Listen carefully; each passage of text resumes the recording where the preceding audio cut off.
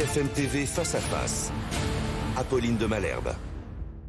Il est 8h32 et vous êtes bien sur RMC et BFM TV. Bonjour Emmanuel Todd. Bonjour. Merci d'être dans ce studio ce matin. Emmanuel Todd, vous êtes démographe, historien, sociologue et vous publiez La défaite de l'Occident. Vous dites même on est à la veille d'un grand basculement du monde. Votre livre, il sort aujourd'hui aux éditions Gallimard. Vous avez choisi RMC et BFM TV pour votre premier entretien en direct. Je vous en remercie parce que ce livre, il est à la fois passionnant, un peu dérangeant. Je vais même dire qu'il y a à la fois du Houellebecq et du Onfray aussi dans votre rapport au monde. Vous dites que l'Europe libérale est en quelque sorte responsable d'une forme de suicide de l'Occident, si je vous entends bien. C'est l'Occident lui-même qui a engagé sa propre défaite, une défaite morale et une défaite économique. Est-ce qu'elle est inéluctable, cette défaite ? Alors, au cœur du problème, je mets plutôt les États-Unis et le monde anglo-américain. C'est un affrontement. Angleterre comprise. C'est un affrontement. Mais il y a une entre responsabilité. Il y a une responsabilité européenne. Oui, j'ai cherché. En fait, je sais que je suis un peu décalé par rapport aux sensibilités actuelles. Et je vois bien que mon attitude d'historien dépassionné peut choquer ou peiner certains, mais c'est ce que j'ai essayé de faire, c'était de regarder la guerre d'Ukraine, non pas simplement les yeux rivés sur les opérations militaires sur le terrain, mais en regardant la dynamique historique générale. Et ce qui m'a semblé percevoir, c'est une Russie tout à fait stable et effectivement en position défensive sur ses frontières, et un Occident qui est pris dans une trajectoire agressive un peu bizarre. Je pense que les gens n'ont pas vraiment compris le sens de l'effondrement de l'Union soviétique. Que vous aviez pronostiqué, et je le rappelle ici parce que vous êtes considéré comme le devin, celui qui, ou plutôt le Cassandre, celui qui avait prévu la chute de l'Union soviétique bien avant que qui que ce soit ne la pronostique. C'était en 1976, ça s'appelait la chute finale. Votre indice, c'était notamment la chute de natalité et la mortalité infantile, qui sont toujours pour vous des indices extrêmement importants à prendre en compte. Actuellement, le taux de mortalité... Je sais qu'on dit des choses horribles sur la Russie de Poutine, mais le taux de mortalité infantile russe actuel est maintenant inférieur au taux de mortalité infantile américain. Mais ce qu'on n'avait pas vu à l'époque, c'est que l'Amérique elle-même était dans un processus de déclin éducatif, industriel, qui a démarré vers 1965. Et donc la Russie s'est effondrée, mais l'Occident était lui-même fort mal en point, s'affaiblissait en son centre, et tout le monde a cru que c'était une victoire du capitalisme. Et donc on a eu ce phénomène tout à fait extraordinaire d'une expansion vers l'Est qui est allée provoquer la Russie dans son espace finalement, mais d'un monde occidental qui n'allait pas bien lui-même. Et on s'est trouvé...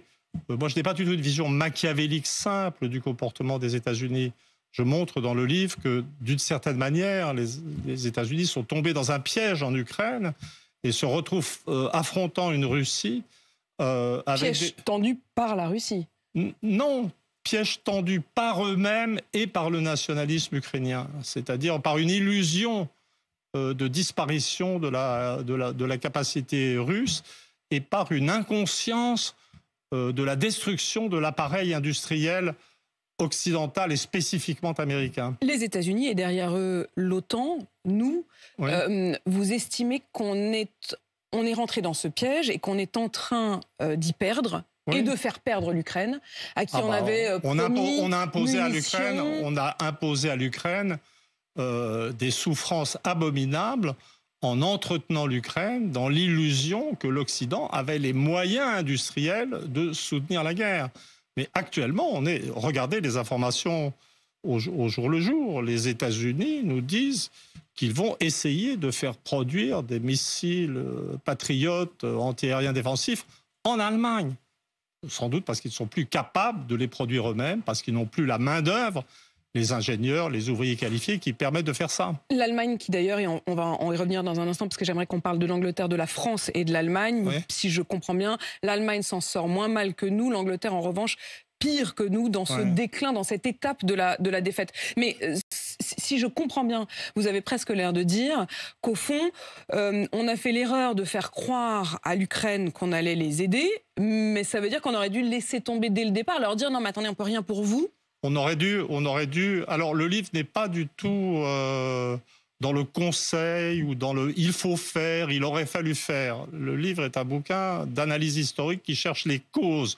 Si on me demande et si je redeviens citoyen, ce que je ne suis pas dans le livre, où je suis historien, je dirais bien sûr qu'on aurait dû négocier, bien sûr qu'on aurait dû intégrer la Russie à l'Occident. En fait, vous dites, il y a bien longtemps déjà, Oui. nous n'aurions jamais dû couper les liens avec la Russie. Nous aurions dû amarrer Europe et Russie pour en faire un grand Occident. Voilà, mais si vous voulez, le fait de dire il aurait fallu faire ceci, ça c'est de la politique au jour le jour. La Russie ne se serait pas enfermée dans une forme de conservatoire de l'Occident, d'une pureté de l'Occident. Elle avait fait des tas d'ouvertures au moment de la guerre d'Irak. Il y avait des conférences de presse communes de Chirac, Schröder et Poutine. C'est très proche. Mais dire il aurait fallu, ça n'a pas de sens parce que l'analyse. Moi, c'est aussi les citoyens que j'ai envie d'entendre quand même, Emmanuel Todd, parce que vous êtes quand même un homme engagé. Si vous voulez, je n'ai pas de vertu morale particulière. Ma compétence particulière est une compétence d'historien de la longue durée, formé par l'école des Annales et élève d'Emmanuel Ladurie. Donc, ce que je peux faire, c'est dire, écoutez, regardez correctement les États-Unis, regardez cet effondrement industriel. Essayer de comprendre pourquoi la globalisation économique nous a mis dans une telle situation d'infériorité économique. Donc je peux produire dans un chapitre complet un dégonflement du produit intérieur brut américain. Qui n'est qu'une bulle. Qui n'est qu'une bulle, qui est une fiction, qui est aussi une critique de l'économie politique. Et je peux surtout aller chercher, je dirais, à la racine la cause du déclin occidental. Le livre est on me traite tout le temps de choses comme poutinophile, vous voyez. Parfois, je voudrais une complaisance vis-à-vis de lui. Allez-y, répondez. Un historien ne tombe pas amoureux d'un politique. J'utilise beaucoup Max Weber et son idée de ce que le protestantisme et l'ascension du protestantisme c'est la base de l'ascension de l'Occident. Donc on pourrait me traiter de Weberophile je suis un grand admirateur du sociologue Émile Durkheim. On pourrait me traiter de durkheimophile ou de marxophile à la rigueur, parce que j'ai une admiration pour le personnage de Karl Marx. Et poutinophile, c'est absurde. Le diagnostic, la chose fondamentale du livre, en termes intellectuels, c'est de diagnostiquer, de dire Weber avait correctement dit que l'ascension du protestantisme, c'était l'ascension de l'Occident. Et moi, je dis, j'analyse l'effondrement du protestantisme dans l'ensemble du monde anglo-américain. Et je dis, la chute de l'Occident, c'est l'effondrement du protestantisme. La chute du protestantisme et surtout américain. Et la chute de la religion. Vous parlez même, pour ce qui est de l'Occident, États-Unis et Europe, d'un état zéro de la religion. C'est-à-dire, vous considérez qu'en ayant tué, en étant rentré dans une forme de nihilisme... C'est la percée intellectuelle du livre. En ayant tué l'idée même de religion, en ayant refusé la morale chrétienne. Vous parlez même de l'autorisation du mariage homosexuel comme d'un tournant. C'est pour vous la fin des règles de vie régies par une morale religieuse. Et ça a donc laissé une sorte de vide. C'est là que je parle d'une forme de suicide pour vous. Oui, mais encore une fois, il ne faudrait surtout pas s'imaginer que j'ai une posture morale. C'est-à-dire, j'ai un rapport... Moi, je suis un historien de la longue durée, formé par l'école des Annales. Je ne crois pas du tout à l'importance des hommes politiques centraux dans l'histoire. Je vois des forces de très longue durée et qu'il faut observer, analyser, quantifier, sans s'indigner. Si vous voulez, pour moi, constater le passage... Mais c'est un peu crépusculaire quand même, votre livre. C'est un peu crépusculaire. Vous avez une attitude de fin du monde. Mais non, pas du tout. Dans le cas des États-Unis, par exemple, je note bien dans le livre l'association du protestantisme et du racisme le plus dur. Je note que l'Allemagne, qui était un pays à majorité protestante et dirigé par les protestants, avait produit le nazisme. Le racisme américain...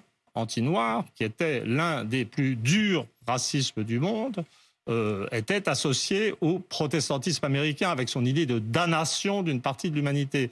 Et je dis très clairement que l'effondrement du protestantisme, c'est l'effondrement de l'industrie, c'est la baisse du niveau éducatif, mais c'est aussi la disparition de ce racisme très dur. Vous voyez, l'histoire est complexe. Et au fond, je note bien, pour l'ensemble des pays avancés, un état de faiblesse, je dirais, à s'organiser, à produire du collectif, que je situe aussi également en Russie. Je dis qu'en Russie, c'est atténué par des traditions familiales communautaires, comme en Allemagne, par des traditions familiales autoritaires d'un autre genre. Mais vous savez bien que Poutine dit de l'Occident que c'est désormais une société de dégénérés. Mais ça, c'est Poutine, c'est pas moi.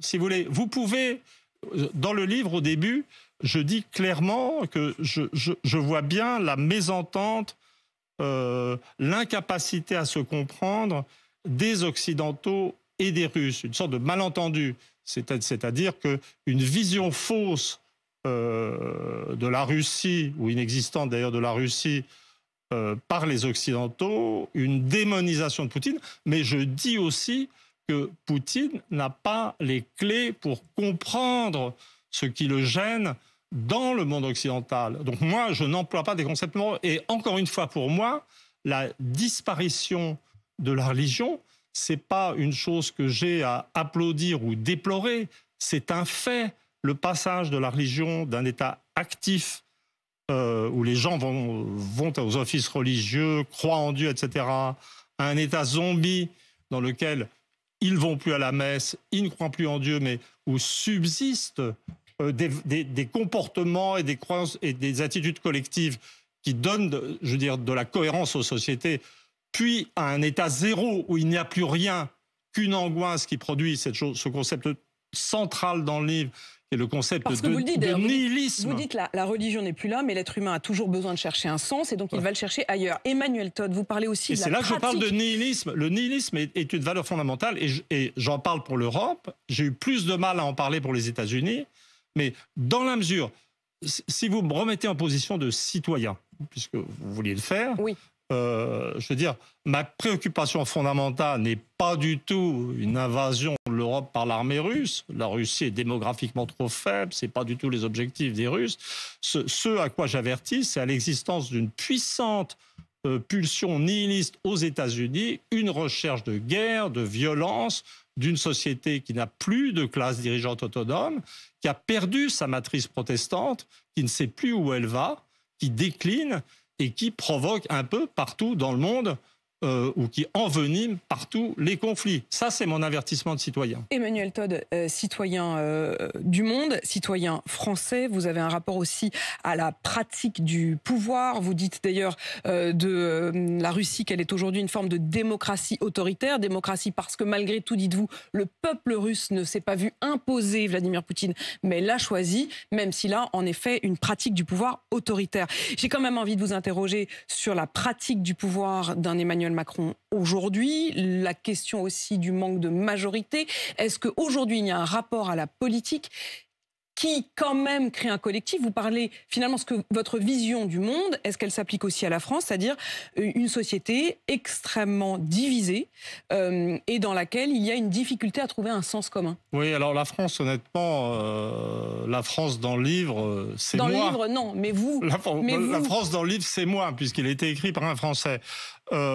Vous estimiez en 2022, je vais le préciser, hein, vous estimiez que le rapport d'Emmanuel Macron aux Français, c'était notamment au moment de la loi sur les retraites, vous avez dit d'Emmanuel Macron qu'il avait un rapport aux Français qui était celui d'un enfant excité qui teste les limites avec un adulte et attend que celui-ci l'arrête. Oui, mais ça resterait vrai, mais c'est pas le sujet. Vous voyez, pour moi, ce qui est important, c'est le passage du stade de la démocratie libérale à l'oligarchie libérale. C'est quoi l'oligarchie libérale? L'oligarchie libérale, c'est un système... Alors je sais que quand les gens parlent de la guerre en automatique sans réfléchir, ils emploient les mots. C'est la démocratie. On entend énormément parler de la guerre, non seulement aux frontières, mais même dans la pratique du pouvoir. Et d'ailleurs, Emmanuel Macron, lorsqu'il nomme Gabriel Attal, il dit c'est un Premier ministre de réarmement. Oui, mais ça, c'est des mots. En fait, ce qui caractérise le système français actuellement, c'est une impuissance totale. Et quand on fait de la géopolitique, ça me gêne de le dire. Moi, je lis les géopoliticiens américains. Impuissance totale. Mais je veux dire, la France n'existe pas. La France n'existe pas. Je veux dire, elle n'existe pas parce qu'elle est maintenant alignée sur les États-Unis, elle est prise, elle est contrôlée par l'OTAN. Les hommes, je dis très bien comment la classe politique oligarchique européenne, qui a semblé s'émanciper, doit être surveillée de très près par la NSA américaine. Donc voilà, mais Emmanuel Todd, vous dites que la France a deux problèmes majeurs. Mais non, mais moi je fais de la géopolitique. Oui, et ce qui m'intéresse, c'est l'Allemagne. Vous dites justement que l'Allemagne, ouais, mais enfin moi je m'en fous pas de la France. Et en l'occurrence, vous dites Emmanuel Todd, et vous vous en êtes longtemps pas foutu de la France, faut être honnête. L'Allemagne s'en sort mieux que nous, dites-vous. L'Angleterre va encore plus mal en termes de. Et vos critères sont la stabilité économique, industrielle, démographique. Vous dites de la France qu'elle a deux problèmes majeurs la désindustrialisation et la chute du niveau de vie liée à l'inflation. Sauf que vous êtes aussi démographe, et c'est là que moi je ne comprends plus, parce que je pensais l'Allemagne vieillissante. Je pensais que les Allemands n'avaient plus d'enfants. Mais j'étudie dans le détail l'espèce de dynamique assez étrange de la société allemande, que je définis comme une société machine, qui n'a plus d'objectif réel, mais qui continue de produire de la puissance économique, et dont la population devrait diminuer à cause d'une fécondité très basse depuis longtemps, qui d'ailleurs est la même que la fécondité russe, en fait, 1,5 enfants par femme, mais qui compense et au-delà cette crise démographique par un appel de main-d'œuvre immigrée qui, semble-t-il, est assez facilement intégré parce que le taux de chômage est très bas et parce que l'Allemagne a réussi à produire son industrie.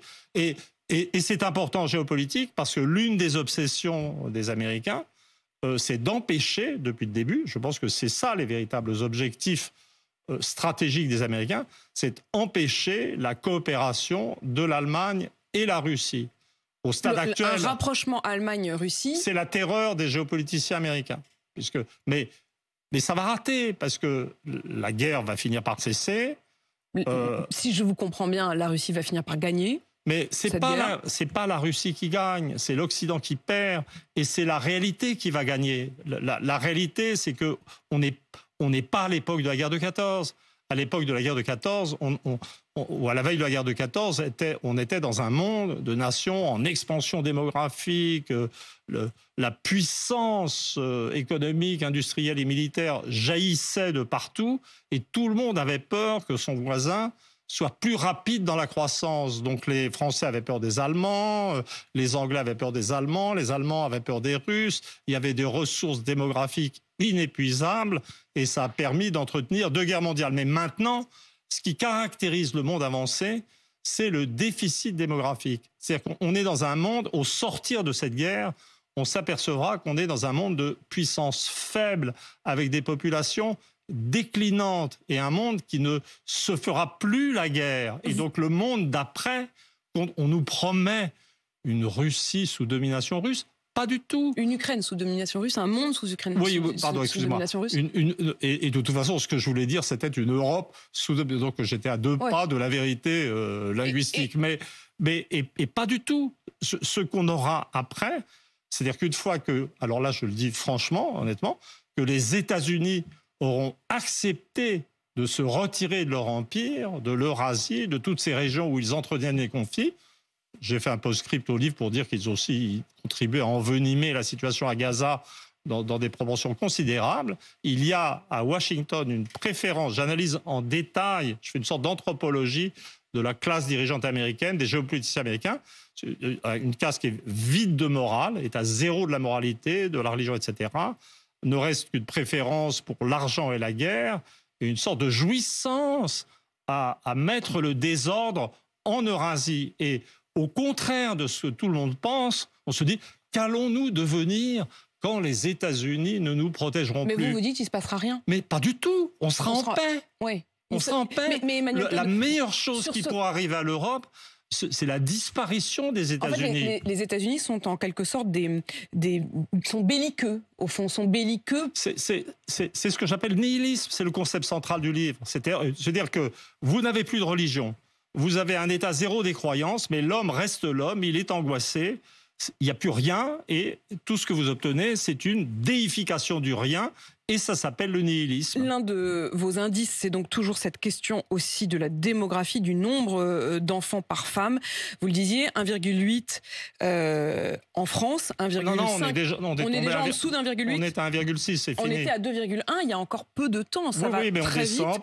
parce que les jeunes... Autrefois, la démographie française était protégée par un statut assez élevé des femmes qui leur permettait de faire des études, de travailler et d'avoir des enfants.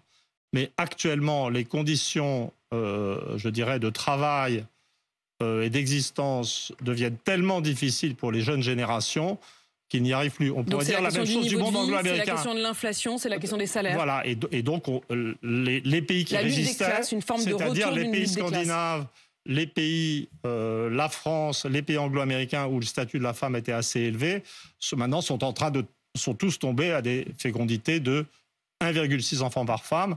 Donc au moment où on se parle, le chiffre d'1,8 est déjà largement gonflé. Ça n'est pas l'Occident. Je souligne, en fait, dans le livre, il n'y a pas de nostalgie, il n'y a aucune idéalisation du système russe. J'explique bien que l'orthodoxie russe est un concept agité par Poutine, mais que ça n'a pas de réalité. Je dis bien que la Russie souffre à sa manière du même individualisme que la France. Et c'est pour ça que Poutine veut préserver la société civile, etc. La Chine, elle, est à 1,3 de fécondité.